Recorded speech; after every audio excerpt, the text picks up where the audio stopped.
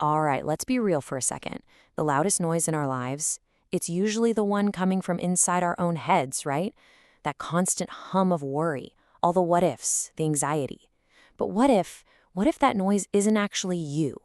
That's what we're going to dive in today. How to find that quiet, unchanging center that's always there, just beyond all that mental what. Okay, so let's get right to the heart of it with this question. When you feel that wave of anxiety wash over you, is that who you are in that moment? I mean, really? Well, the answer we're going to explore today is a really profound and honestly pretty liberating no. And yeah, that's pretty much the core idea we're unpacking. It's this powerful practice of learning to separate your true self, the one that's always there, from all the fleeting storms of thoughts and feelings that just pass through your mind. So, first up, let's talk about the trap. Because it's a trap we all fall into. It's this really subtle but super powerful cycle that just keeps us stuck, making us feel like we actually are our emotions. Some people call this getting the observer and the observed all mixed up. And it makes sense, right? Think about it. A thought of anxiety just pops into your head, and instead of just seeing it as a thought, what do? We grab onto it, we identify with it, we say, I am anxious. And just like that, we've closed the gap. We've become the thought. And this really breaks it down into two different ways of being, two mindsets. On one side, you have the restless seeker. This is the person who's just constantly tossed around by the waves of emotion, right? Identifying with every single high and every single low. But then you have the restful seeker. And this person, they learn to identify with the deep, calm ocean that's always there, right beneath the surface. And that's our natural state of peace. Okay, so how do we actually start breaking free from that restless cycle?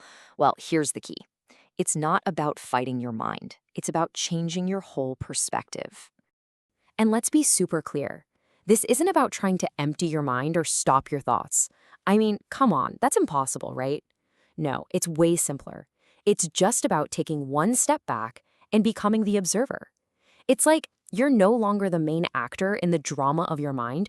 You're just sitting in the audience, watching the movie play out on the screen. So here's how that process looks step by step in a real moment. A thought of anxiety pops up. Okay. Then you notice it, you see it, and here's the magic step. You recognize, hey, this is a thought, it's not me. The second you do that, boom, the thought starts to lose its power. You've created that crucial little bit of space, and you realize you're the awareness behind the thought, not the thought itself. All right, so now that we've seen the practice, let's get a little deeper and explore the really profound truth it's all pointing to. I mean, what is this unchanging self that we're trying to connect with anyway? Well, this is kind of the big revelation. Think of it like this. Beyond all the clouds of your moods, there's your inner sun. It's this ever-present, totally unchanging consciousness. Just like the actual sun is always shining, even on the cloudiest day, your true self is always there. It's always stable and peaceful. All that other stuff, anxiety, sadness, even happiness, they're just clouds drifting by. You're not the clouds. You're the whole sky. And here's another perfect way to think about it, a great metaphor from Girish Jha. He says that waves represent our changing emotions, while the ocean symbolizes our unchanging existence. It makes so much sense, right? A wave is a temporary thing. It rises, it crests, it falls apart. But the ocean, the water itself, it's always there. Our emotions are just the waves, but our true nature, that's the ocean.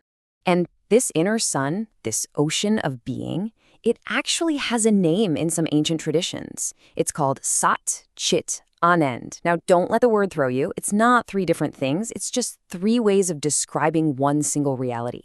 Sat is just existence, the simple fact that you are. That's it. Chit is the consciousness, the awareness that knows you exist. And Anand, well, that's the bliss or the deep peace that is your natural state when you're not getting tangled up in the waves. So really, it all comes down to this. When you think you're just the wave, every little change, every crash feels like a total personal collapse, right? But when you start to realize you're the entire ocean, you can experience all the waves without being destroyed by them. And that fear of being lonely, it just kind of dissolves when you get that your true nature is connected to everything. It's all one. Okay, this all sounds great in theory, right? But how do we actually do this in our daily lives?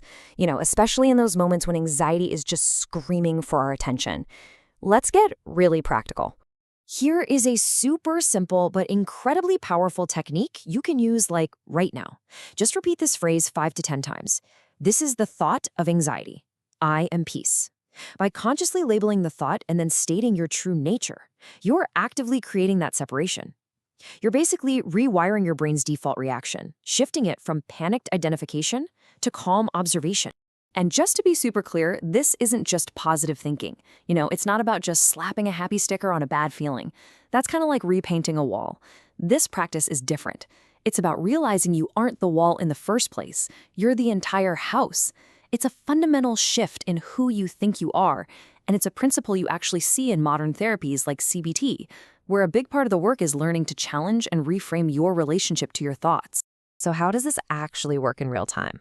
Well, you catch the thought and you reframe it.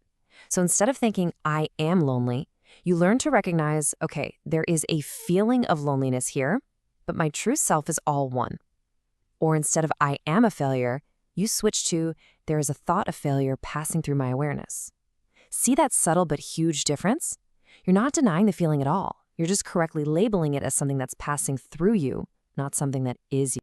So, the big question is, how do we make this our new normal? How do we integrate this so it becomes our default state, instead of just some temporary fix we have to constantly fight for? Well, like anything, it all comes down to consistency. This is how you build that mental muscle. The goal here isn't just to feel a little better for a moment. It's to fundamentally and maybe even permanently shift your whole perspective, to make peace your new baseline, your home base that you can always come back to, no matter what. And one really key practice that can help with this is a simple morning reflection. In some traditions, they call it a Mangalacharan, but all it really is taking a moment to anchor your awareness in this truth before your day even gets started. Yeah, think of it like setting your internal compass every single morning. Before you even check your phone, right, before the day's worries have a chance to grab hold, you just take a minute to remind yourself, I am the sky, not the clouds. When you do that, it makes it so much easier to come back to that calm center point when life inevitably tries to pull you off course. And that really leaves us with a final thought to reflect on. I mean, if you truly deeply identify with the vast, eternal ocean of your own being, what power can one temporary little wave really have over you? The fear itself just becomes another passing cloud in the huge, open sky of your awareness.